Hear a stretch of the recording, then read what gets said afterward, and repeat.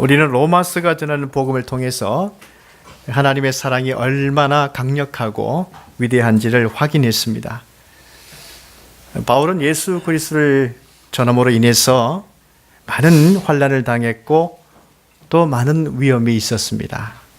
그러나 박해나 곤고가 심할수록 주님은 바울 자신과 더 가까이 계시고 끊을 수 없는 그 하나님의 온전한 사랑을 체험했습니다. 우리에게는 이런 마음의 소원이 있을 것입니다. 몸은 될 수 있는 대로 편안했으면 좋겠고, 그러나 주연에는 넘쳤으면 좋겠다. 그렇게 이상을 삼고 있습니다만은, 그런데 몸이 편하면 편할수록 주님의 은혜의 깨달음은 점점 희미해집니다. 그래서 멀쩡한 사람도 780km나 되는 먼 순례길을 걸어가죠. 영적인 깨달음을 얻기 위해서입니다. 하나님의 택함을 받은 사람들의 특징을 보십시오. 그들은 다 먼 순례길을 걸어갔었습니다. 아브라함은 갈대 우르에서 떠나서 하란을 거쳐서 가나안 땅 저 남쪽 네게브 지방까지 내려오지 않았습니까? 그 과정 중에 그는 하나님을 깊이 만났습니다. 야곱은 헤브론에서부터 하란까지 걸어 올라갔죠. 그 과정 중에 베델에서 하나님을 깊이 만났습니다. 요셉은 애굽까지 노예로 걸어갔습니다. 모세는 미디안 광야를 40년간 걸어 다녔습니다. 여호수아는 40년간 광야 생활을 보내었습니다. 다윗은 왕이 되기 전에 7년간 황무지 광야에서 걸어 다녔습니다. 그때 그는 시편을 기록했습니다. 그때 시편의 말씀은 너무나도 아름답고 신앙이 깊은 말씀이었습니다. 주의 제자들을 보십시오. 예수님과 함께 갈릴리에서 예루살렘을 3번이나 걸어 다니면서 주의 말씀을 들었습니다. 사도 바울 보십시오. 3차 전도의 행에 이르기까지 그는 걸어 다니면서 그 예수님의 복음을 전파했습니다. 그들이 걸었던 길을 보십시오. 불편했던 길이었습니다. 그런데 그 불편했던 길 위에서 더 하나님을 깊이 묵상했습니다. 또 자신들과 함께 하시는 그 하나님을 만나볼 수 있었습니다. 하나님을 깊이 체험했습니다. 그들은 하나님을 경외했고요. 사랑했을 뿐만 아니라 또 겸손했습니다. 물론 사람에게 대해서도 마찬가지입니다. 겸허함과 관용의 마음의 자세를 가지고 사랑하면서 그들은 살았습니다. 역시 하나님의 택함받은 인생은 그 자세가 달랐습니다. 그러나 이들과 달리 하나님을 참되게 만나지 못했던 사람들 보십시오. 그냥 종교적으로는 열심히 살았습니다. 근데 그들에게는 관용도 없었습니다. 사랑도 없었습니다. 베품도 없었습니다. 몸은 편하게 살았는지 몰라도 영적으로는 전혀 깨닫지 못하고 살았습니다. 그들이 바로 바리새인들이었습니다. 여러분, 우리가 로마서를 통해서 이미 확인한 것은 무엇입니까? 유대인이든 이방인이든 오직 예수 그리스도를 통해서만 구원을 받을 수 있습니다. 하나님으로부터 택함받은 자들은 분명히 예수님을 나의 구주로 영접합니다.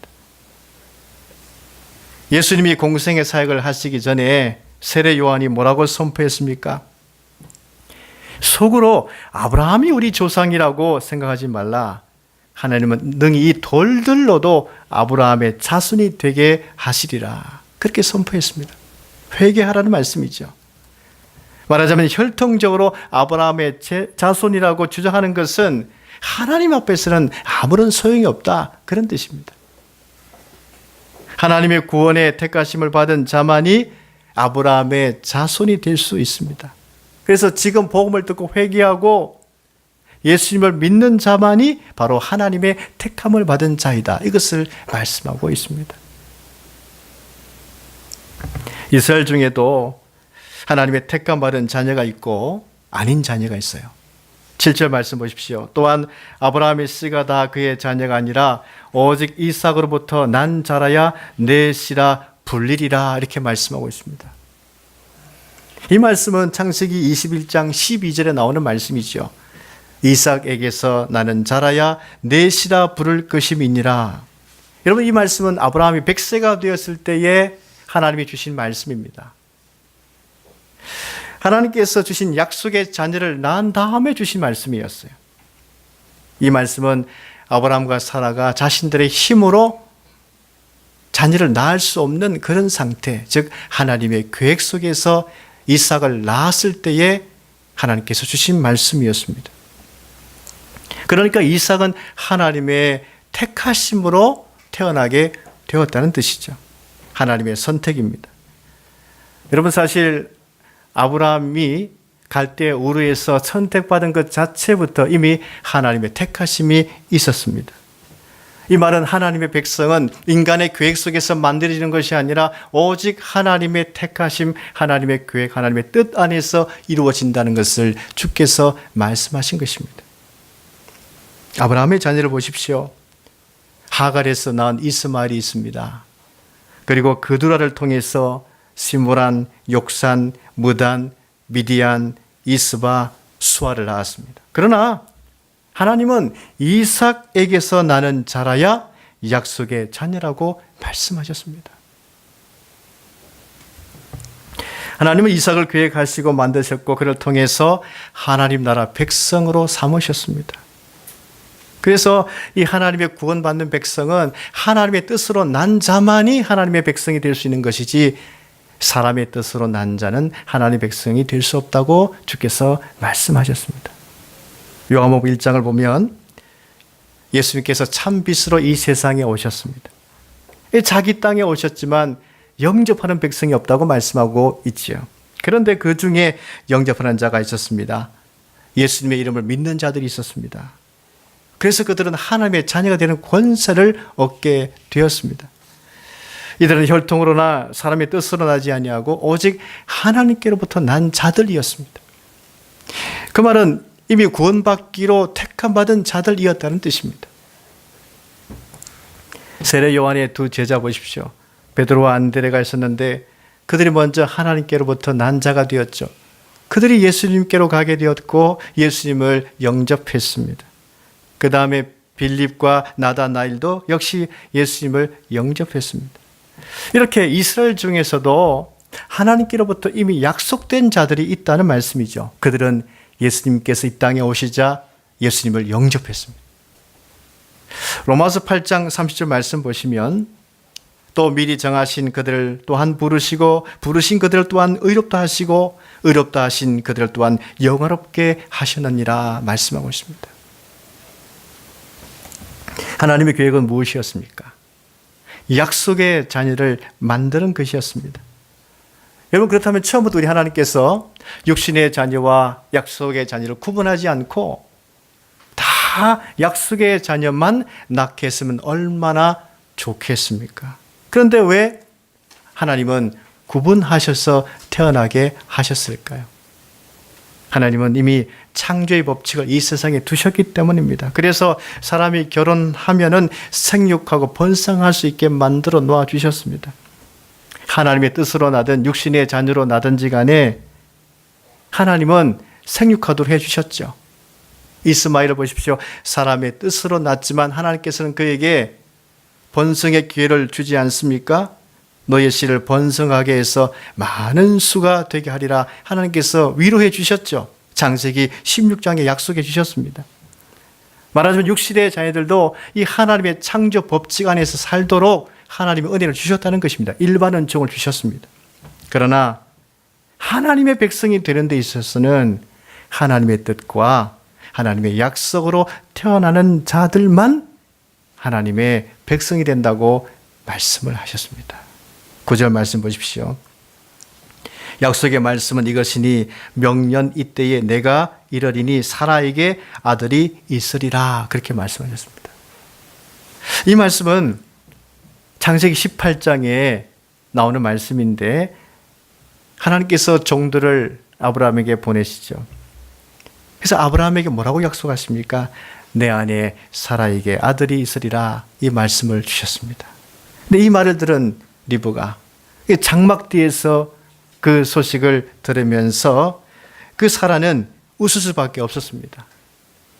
그래서 그 사라가 웃었다고 해서 그 아들의 이름을 이삭이라고 하지 않았습니까? 근데 이 이삭은 하나님의 뜻 안에서 태어나게 되었죠. 그래서 약속의 자녀가 되었습니다.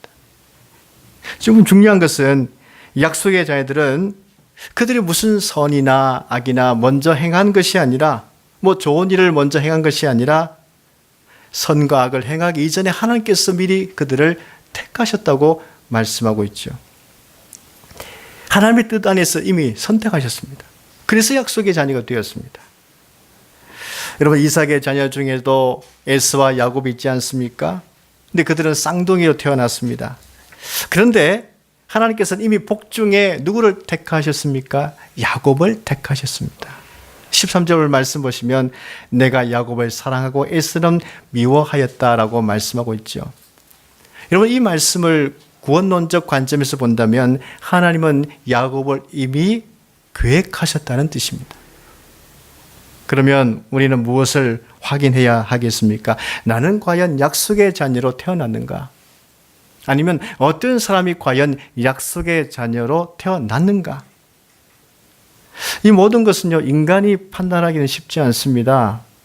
이 영역은 하나님의 자유로운 하나님의 주권에 있기 때문이지요. 그러나 하나님 말씀인 성경이 우리에게 가르치고 있는 것은 무엇입니까? 예수님을 믿는 자냐, 예수님을 거부하는 자냐, 여기에 따라서 구분될 수 있다고 말씀하고 있죠.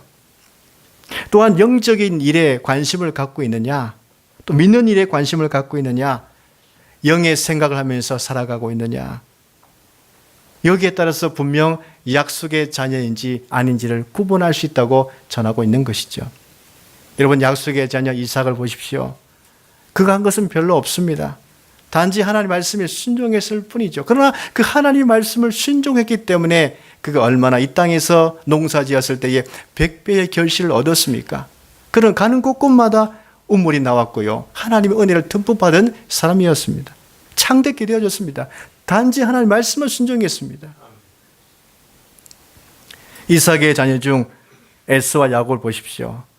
에서는 어떻습니까? 축복권인 이 장자권을 먼저 부여받았음에도 불구하고 육신의 이 욕심을 해결하기 위해서 그것을 너무 소홀히 여겼습니다. 팥죽 한 그릇의 그 축복권, 그 장자권을 팔고 말았어요.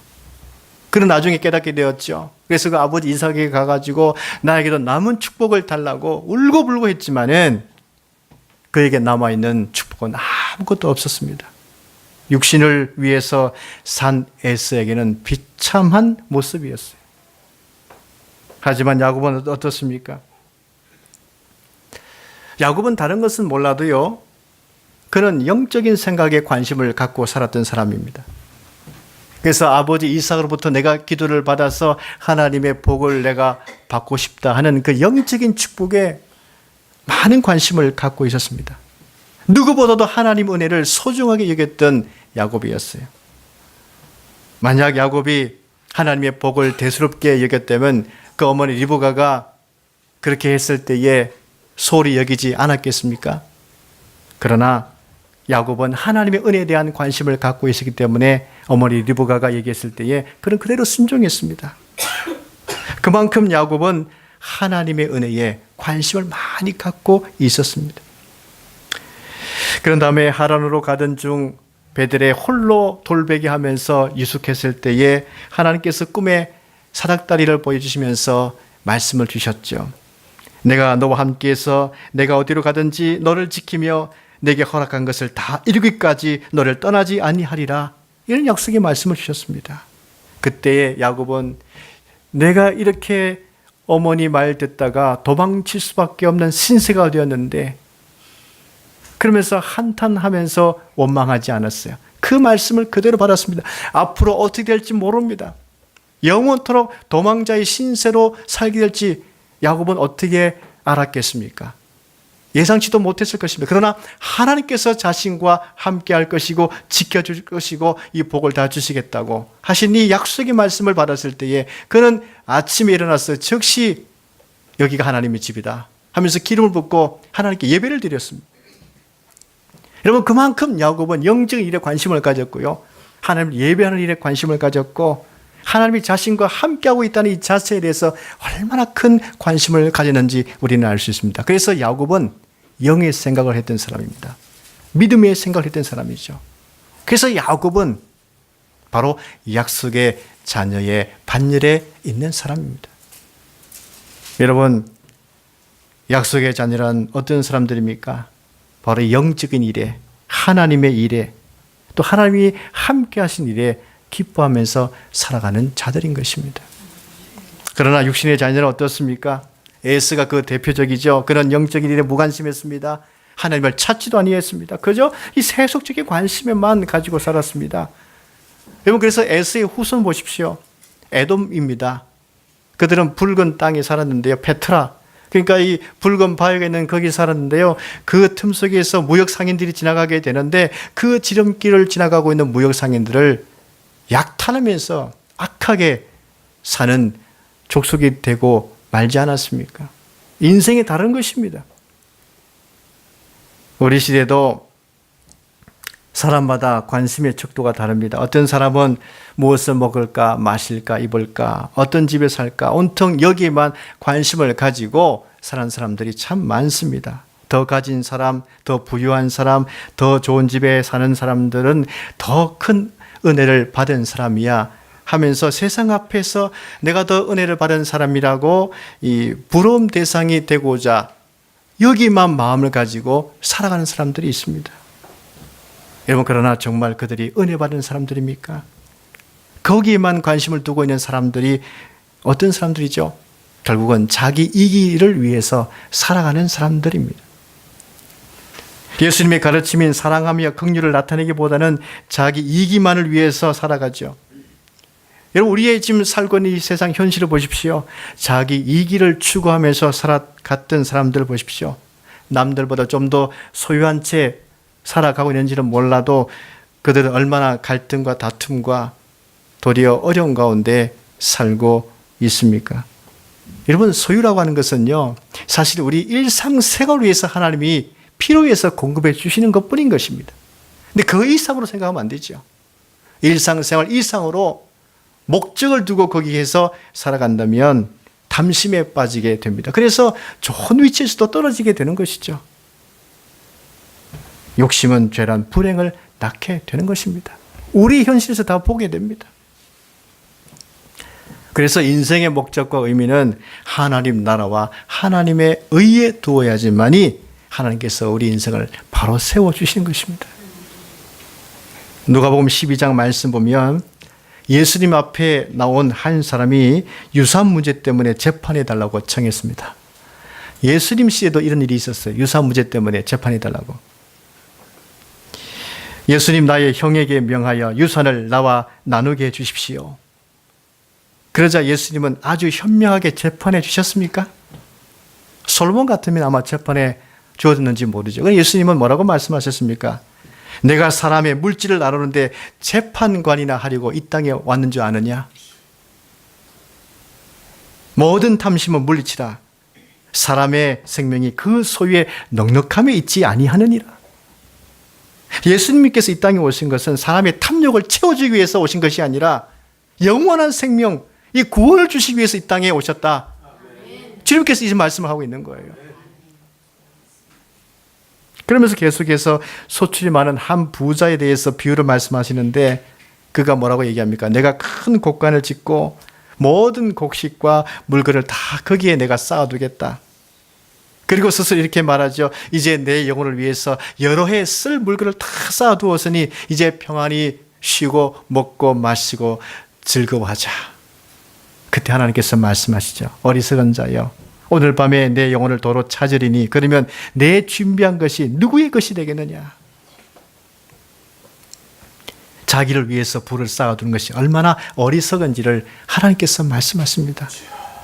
육신만을 위해서 살아가는 사람들은 그래 육신의 자녀로 살아가게 됨을 말씀하고 있습니다. 그러나 약속의 자녀로 택함받은 자들은 어떻게 살아가겠습니까? 예수님 만남의 기쁨으로 살아가는 것입니다. 삶의 목적을 나 하나 만족시키기 위해서 살아가는 것이 아니라 예수님의 가르침을 따라서 그 사랑을 나누며 베풀며 전하며 살리며 사는 자들이 바로 이 약속의 자녀인 것입니다. 아브라함이 받은 복이 무엇입니까? 그로 말미암아 만민이 복을 받는 것입니다. 이삭도 야곱도 다 마찬가지죠. 그들로 말미암아 다른 사람이 복을 받게 되는 것, 나누는 것, 베푸는 것, 사랑을 전하는 것, 은혜를 흘러가게 하는 것. 나를 위해서는 적게 소유하고 남을 위해서는 베풀려 하는 마음의 태도, 이것이 바로 이 약속의 자녀의 태도다. 이것을 증거하고 있는 것입니다. 여러분, 사람들이 어떤 사람을 기억할 때에 무엇을 기억하겠습니까? 그의 업적을 기억하는 것이 아닙니다. 대신에 그의 마음의 태도가 어떠했는가? 그가 과연 사랑의 태도, 베품의 태도, 섬김의 태도, 그 가운데 살았는가? 연약한 죄인까지도 사랑해 주었는가? 받아주었는가? 바로 우리가 예수님을 왜 이렇게 기억하면서 살아가고 있습니까? 그분의 업적 때문입니까? 아닙니다. 그분의 사랑 때문에, 그분의 섬김 때문에, 예수님의 그 은혜 때문에, 연약한 죄인 나까지도 사랑해 주신 그 사랑의 태도 때문에 우리는 예수님을 기억하면서 살아가고 있는 것입니다. 하나님은 어떤 분이십니까? 나누는 자에게 더 나눌 수 있도록 채워주신 하나님이십니다. 사랑하는 자에게 더 사랑할 수 있도록 더 큰 은혜 주시는 분이 바로 하나님이신 것입니다. 우리가 예수님을 나의 구주로 믿는 것을 보면, 그리고 믿음을 생각하고 또 예수님을 생각하고 하나님의 은혜를 생각하고 그 은혜를 나누는 것을 보면 우리는 분명 하나님의 택한 마른 자인 줄로 믿습니다. 그러므로 우리 모두 이 약속의 자녀답게 예수님의 사랑의 태도를 본받아서 이 땅에서 주의 은혜와 사랑을 많이 전하는 복음의 통로가 되시기를 간절히 바랍니다. 기도하겠습니다.